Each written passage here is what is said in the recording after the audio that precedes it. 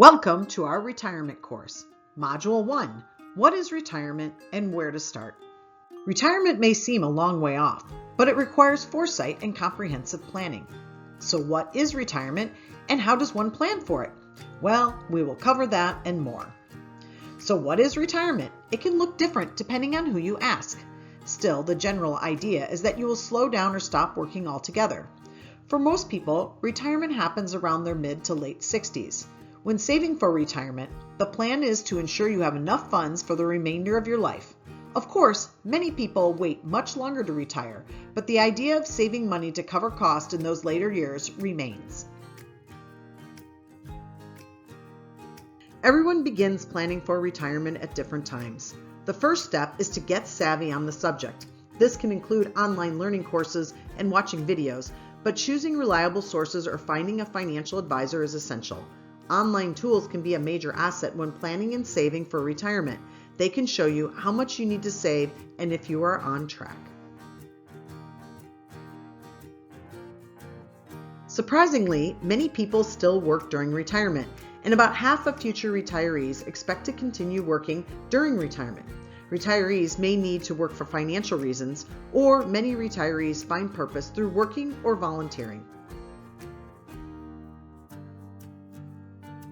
Once you have a plan, you can begin taking the necessary steps, such as setting up savings and investing accounts. Of course, many other costs in life will also require saving, like buying a house. These goals are critical, but should be kept separate from retirement savings.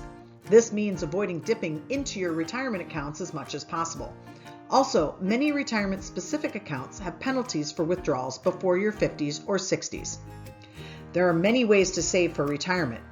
First, special accounts with tax benefits are dedicated to retirement savings, known as individual retirement accounts or IRAs.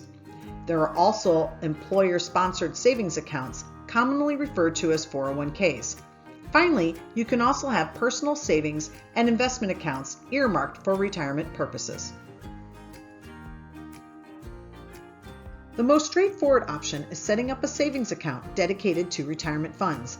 You will continue to have access to your money and will be paid interest, although at a relatively low rate compared to other options. In addition, if this money is in an FDIC-insured bank, it will be federally protected if the bank should close. Unfortunately, savings accounts typically do not pay high enough interest to meet current inflation rates, so your savings will erode over time. Therefore, many people open a savings account to separate the money they want to save for retirement from their checking account. Then they periodically transfer that money to an investment company to garner better returns and grow their retirement nest egg. Let's look at how savings accounts, inflation, and investments perform over time.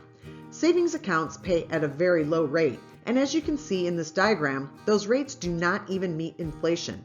So, while relatively safe, the value of the money put in a savings account will erode over time. That is why most people have investment accounts. You can see how a properly constructed investment portfolio will provide returns that exceed inflation and grow your retirement funds. For example, you invest $10,000 into an account with a 2% annual interest rate. After the first year, you would receive $200 in interest. The following year, the interest would be based on the principal plus the interest from the prior year. In this case, $10,200. So the subsequent interest payment would be $204, and the next year the base would be $10,404, and so on and so forth. Over time, this adds up as interest compounds. Many investments, like stocks, work the same way. As the stock's value increases, its valuation compounds over time. But stocks are more volatile than savings accounts. In some years, stock prices may go up, but in others, they may fall. On average, with a balanced portfolio of stocks, your investments will grow at a higher percentage than the savings account rate. In fact, over the last 100 years, the U.S. stock market has returned on average over 10% per year. Saving can be daunting, especially for those living paycheck to paycheck or learning how to start saving. However, due to the nature of saving for retirement, Even small savings can grow throughout the years because of compounding interest and investment growth. So starting early can help even if contributions are low. Make a personalized plan based upon your earnings and monthly costs. Then evaluate what you can reasonably save as a retirement goal.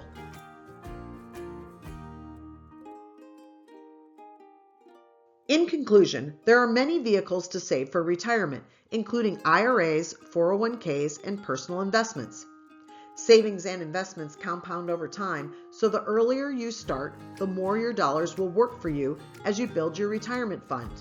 And finally, most importantly, have a retirement savings plan and start early.